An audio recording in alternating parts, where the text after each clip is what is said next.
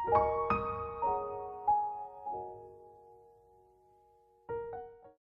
Everyone, welcome to my YouTube channel the soulful diary. आज की video में हम बात करेंगे विलियम वर्ड्सवर्थ और उनकी पोम द स्टोलन बोट के बारे में। पोम को इन डेप्थ डिस्कस करने से पहले जान लेते हैं पोएट के बारे में। William Wordsworth was born in 1770 in Cockermouth in the Lake District of England. He passed his boyhood in the Lake District and identified with it for the remainder of his life. He studied at Cambridge, spending his vacations in England or in France. The French Revolution was a period in European history which inspired Wordsworth and influenced his poetry to a great extent. He saw it at close quarters in 1790 when he was in France. He identified with its ideology of liberty and equality and was so briefly involved in it before he had to return for England in 1793. Later, his enthusiasm for the revolution suffered a setback, but he carried its ideals to his art, which set new standards for English poetry. Another important influence on his poetry was his friendship with Coleridge. Coleridge, Wordsworth, and his sister Dorothy forged an enthusiastic friendship which was to prove extremely productive for their artistic output. The long discussions, in which they also considered the possibility of a new poetry, gave direction and discipline to Wordsworth's poetry. In 1798, they jointly published the lyrical ballads, which includes some of the best known works such as The Ancient Mariner and Tintern Abbey. Reacting against what he viewed as the artificial language of 18th century poetry, Wordsworth tried to establish the language of the common people as the true language of poetry. It's closely associated with the Romantic movement in English poetry, which took nature as its greatest inspiration. Believing in the possibility of communication between nature and human beings, the Romantic poets chose to view nature as the chief spirit behind the creative imagination. Nature, memory, recollection, emotion, imagination, and the growth of the poetic consciousness are important themes in Wordsworth's poetry, which are explored at length in the greatest of his poetic works, The Prelude, which could be published only after his death in 1850. His life spanned 80 years, and in his last years, he was a veritable institution by himself, succeeding Southey as the official poet laureate of England. But his best poetry had already been written by the first decade of the 19th century. चलिए pome को in depth discuss करने से पहले जान लेते हैं इसके कुछ key features. The stolen boat forms part one of Book 1 of The Prelude. The Prelude, subtitled Growth of a Poet's Mind, is autobiographical in impulse and records the development of the artistic consciousness. The Prelude is divided into 14 books, of which Book 1 is titled Childhood and School Time. In this book, Wordsworth records his various experiences with nature as a child who is healthy, energetic, inquisitive, and sensitive. The child in this book is like any other normal child, but with that extra sensitivity which marks the growth of a creative mind. Sensitivity is evident in the child's extraordinarily tactile perceptions. His response to the beauty of nature is almost palpable. He notes the glittering waters, he hears the whisper of the boat as it moves on the still water, and he enjoys the sensation of rising on the stroke of the oars. His response to fear is equally tactile. The hugeness of the peak pursues him like a living creature, as it when measured motion strode after me. The act of indulging in the forbidden activity of stealing a boat and rowing on it, and a consequent guilty pleasure, is an experience which might be part of any child's growing experience. It is the poet's extraordinary receptivity to the beauty or fear of nature which distinguishes him from other children. Experience thus is central to Wordsworth's poetry, but it's not just what is called spectacle in the poem. Experience is not only what the child in the poem responds to immediately, it is also how it affects him later on. But after I had seen that spectacle for many days, my brain worked with dim and undermined sense. The darkness of the peak transfers to his mind and fills it with undefined thoughts which he does not know how to cope with. It alienates him from all the familiar aspects of nature and makes him conscious of another aspect of nature not known existed. It is these forms which trouble his mind. It is the second half of experience which distinguishes his consciousness sharply from ordinary people. He does not or cannot forget what has deliberately happened and it changes his perception completely. Wordsworth is deliberately ambiguous about creative genius.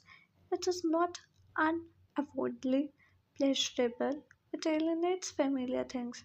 It troubles the mind and it is a gift one bears with difficulty. Another important thing to note in this poem is Wordsworth's presentation of nature. His poems are all concerned with the belief in the possibility of communication between nature and human beings. Nature is beautiful and offers solace and solitude to humans, yet it is not always peaceful. It can be awesome in its grandeur, like the grim peak the child comes across while rowing on the glittering waters of the calm lake. The sudden shattering consciousness of fear defines the alien aspect of nature. Nature is not just a familiar entity, it is another form which lives and yet is so unfamiliar to human beings as to be incomprehensible. The poetic consciousness has to acknowledge both these aspects of nature, and poetic inspiration comes from accepting this dual aspect which constitutes the magnificence of nature. यह poem को in depth discuss करते हैं stanza 1. One summer evening, led by her, I found a little boat tied to a willow tree within a rocky cave, its usual home. Straight I unloosened her chain and stepping in, pushed from the shore. It was an act of stealth and troubled pleasure. Nor without the voice of mountain echoes did my boat move on, leaving behind her still on either side small circles glittering idly in the moon, until they melted all into one track of sparkling light. One evening in summer, the poet, in one of his solitary explorations of nature, came by a rocky cave where a boat was tied to a willow tree. Without any hesitation, he untied the chain and, getting into the boat, pushed it off the shore. It was an act of secrecy and of a kind of enjoyment which was mixed with unease. His boat moved with the soft sound of mountain echoes and left behind it on either side small circles on the sparkling moonlit water. And as the boat moved further, the circles merged and made one bright path on the still waters. The picture the stanza presents is one of solitude and stillness, which is disturbed only lightly by the boat's movement. The soft sound the boat makes as it glides in the water and the image of the bright moonlit night strengthen the mood of peace and beauty. Stanza 2. But now, like one who rose, proud of his skill, on either side, with an unwavering, unswearing line, I fix my view upon the summit of a craggy ridge, the horizon's utmost boundary, far above was nothing but the stars and the grey sky.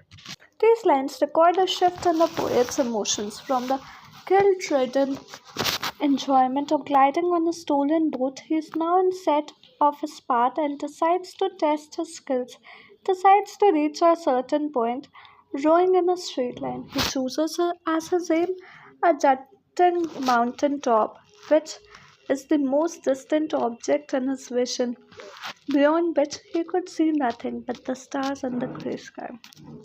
These lines shift attention from nature's calm beauty to human action. It is the beginning of the poet's conscious interaction with nature that begins on a note of dominance and choice. She was an elfin pinax. Lustily, I dipped my oars into the silent lake, and as I rose upon the stroke, my boat went heaving through the water like a swan when from behind the craggy steep till then the horizons bound a huge peak, black and huge, as if with voluntary power instinct. Up reared its head, I stuck and struck again, and growing still in mid stature, the grim shape towered up between me and the stars, and still, for so it seemed, with a purpose of its own, and measured motion like a living thing, strode after me. The poet describes the boat as a fairy boat.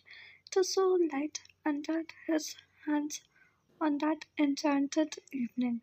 Enjoying a sense of power, he strongly dipped the oars into waters and rose on the waves as his boat was propelled by his action, gliding gracefully like a swan over the waters. Then the poet notices that from behind the peak, which was his chosen destination, and which he thought marked off the horizon, rose another peak, which was black and huge.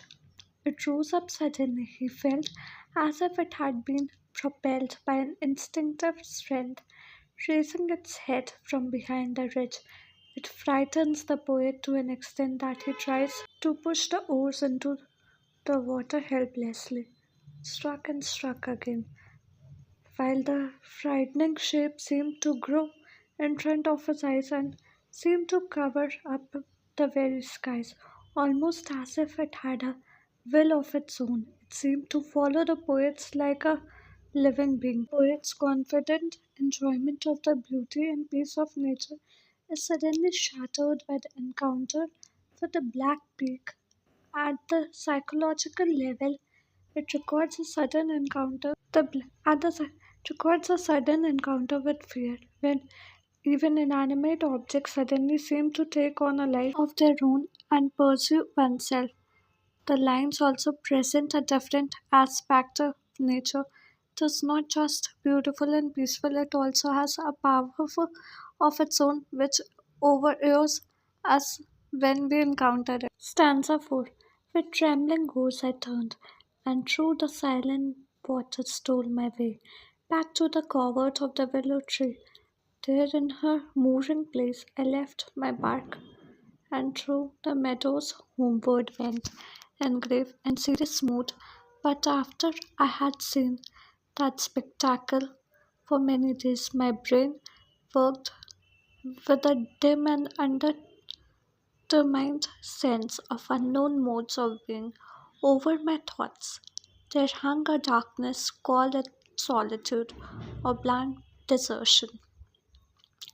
No familiar shapes remained, no pleasant images of trees, of sea or sky, no colors of green fields, but huge and mighty forms that do not live like living men, moved slowly through the mind by day and were a trouble to my dreams. The frightened poet turns and rows his boat back to the shelter, the willow tree. He left her there and went back home through the green fields in a thoughtful mood.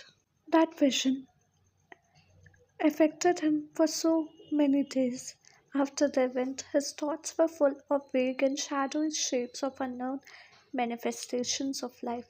There was a darkness hanging over his thoughts, which he felt separated him from all other beings. He does not know whether to call it solitude, which has positive connotations, or being left without any support. The world around him did not seem familiar to him any longer. The varied shapes of nature, the trees, the sea, or the sky, or the colors did not exist for him. What existed in his consciousness instead were huge, awe inspiring forms which seemed alive but not alive like humans.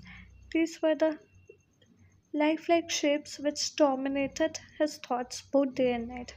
The phrase trembling was suggestively refers to the poet's shaken confidence and pride as he rose back to the hiding place. It is an encounter which is not just about the experience of fright. It leaves the poet disturbed for day afterwards. The disturbance, which is described as a darkness in his brain, is not just negative. It brings out a new consciousness in him, but it is not a joyous experience. It makes the familiar world recede from him. The experience is suggestive of the creative consciousness, which is awe inspiring and a little frightening. Devices. Personification, giving human-like characteristics to non-human things. For example, Wordsworth describes nature leading him to the boat. Enjambment, cutting off a sentence of praise before its natural stopping point. For example, between lines 1 and 2 and lines 17 and 18, Kazura pauses in lines created with punctuation or meter. For example, in line 34 and 29. The poem The Stolen Boat by William Wordsworth explored themes of freedom, nature, and rebellion. It also reflects the poet's transformative experience. Freedom. The speaker's secretive act of stealing the boat symbolizes a desire for freedom. Nature. The poem describes the beauty of nature and the speaker's connection to it. Rebellion. The speaker's act of stealing the boat is motivated by a sense of rebellion. Coming of age, the poem reflects the speaker's youthful impulse and longing for exploration. The poem describes a serene and idyllic setting of a lake surrounded by hills and woods. The poem conveys a sense of awe and admiration for the natural world. The poem describes how the speaker finds a small boat tied to a willow tree and decides to take it for a joyride. The poem describes the speaker's feelings of exhilaration and subsequent fear. The poem describes how the speaker's thoughts were occupied by a dark, mysterious intuition that there were forms of existence that he knew nothing about. Thank you. I hope आज की video आपको पसंद है। कैसी लगी हमें comment करके बताएं और हमें ये भी कमेंट करके बताएं कि आप आने वाले वीडियोस किस टॉपिक पर देखना चाहते हैं। अगर वीडियो अच्छी लगे तो like share and subscribe to my channel. मिलते हैं कल एक और इन्फॉर्मेटिव वीडियो के साथ शाम 4 बजे। और आगे ही आने वाली वीडियोस को देखने के लिए please press the bell icon. Thank you.